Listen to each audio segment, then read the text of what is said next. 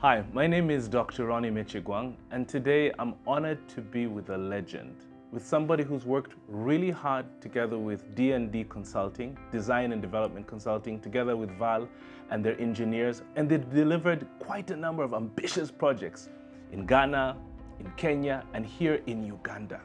Ladies and gentlemen, it's my pleasure to be with Dr. Hatem here. Good to have you here. Thank you, Dr. Mitchell. Thank you so much for this introduction.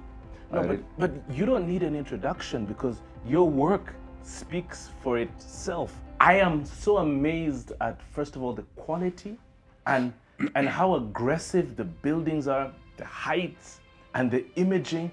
How did you manage to build what you ended up building? Because, you know, developing and putting up structures in Uganda is not easy at all. Okay, I cannot say I did it. It's a teamwork. It's a big team working behind that. We have management, top management in VAAL Real Estate with a vision, and we have a lot of preparation before any project. We have a team working on this. So we work with, first of all, the concept, how we do the concept, how we can challenge ourselves from project to project to bring something new. It's number one. Number two is about the preparation. Preparation means we have to know what type of site we are building on. So if we talk specifically about Cadenza, we are talking about the location, which is a very unique location having different sceneries, 360 sceneries. So we looked how we can reach these sceneries. So the easy way and the simple way is to go high. You go high, you see more. Going high is a challenge, especially in this type of soil that we have here. Going high means you have to go deep also. So that the building can be stable. Yeah. Okay. So that means that you have to prepare yourself down before you go up.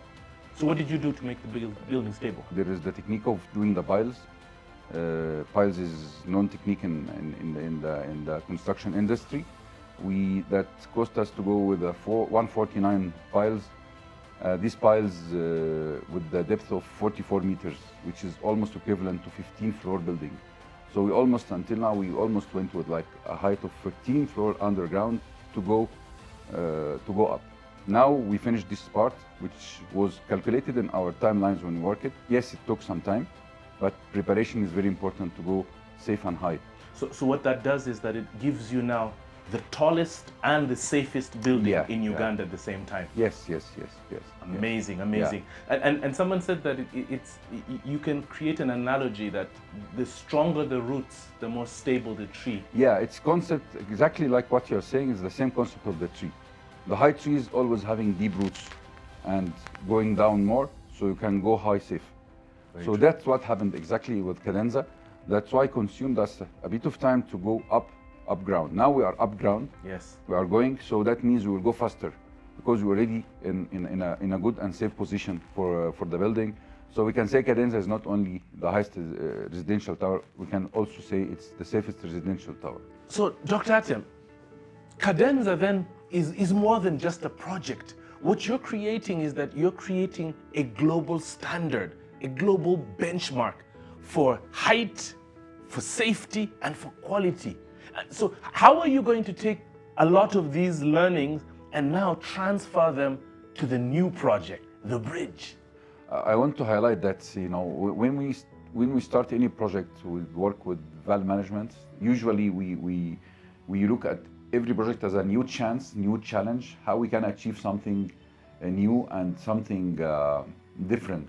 Yes. So if you look to our projects in all the countries that you are working in Africa, and even what we did before, it's always having some new factor that brings the uniqueness to the project. So we are setting a benchmark. It means not only height, it's a combination of It's a holistic project. Yes, combination of I can say like benefits coming to the end user by the end of the day. So the same thing happened when we went to the bridge. The bridge came with a story of how we can make a use of the right use of the land, how we can bring something stunning and different, how we can raise a kind of challenge. The first challenge we took it underground, and this challenge we are taking on the sky. Yes. Yeah. So in the bridge we have two towers, tilted towers, to be tilted towards the lake a bit, Lake Victoria. Then between these two towers we have a huge amount of amenities on the ground level, and and also underground. It's a full floor having these amenities. Then we went up. We did also another amenities, which is adding more value. Then what happened? We thought about, okay, how we can connect this. Okay, so the easy answer is a connector, which is a bridge. The bridge, a challenge again. We can do the two buildings, and you can use the elevator to come up, but this came, the idea came, and VAAL management, they really supported it. It was a challenge in the beginning, how we can do, because also we have a distance almost equal to almost 20 meters between the buildings. How we bridged this? The answer was a bridge. I understand, Yeah. and that's true to the testament that VAAL now is going to deliver a project which is built to last, Yeah. and which will be a landmark in the skyline of Kampala. Yeah, I think so. The project coming unique, coming with a different image, Yes. and coming with the bridge. Awesome. So thank you very much for listening into our conversation. Thank you, Dr. Hatem. And this is what it means to invest and to make sure that you are ensuring quality, sustainability, and also sophistication. So from the roots of the Cadenza to the heights of the bridge in Kololo.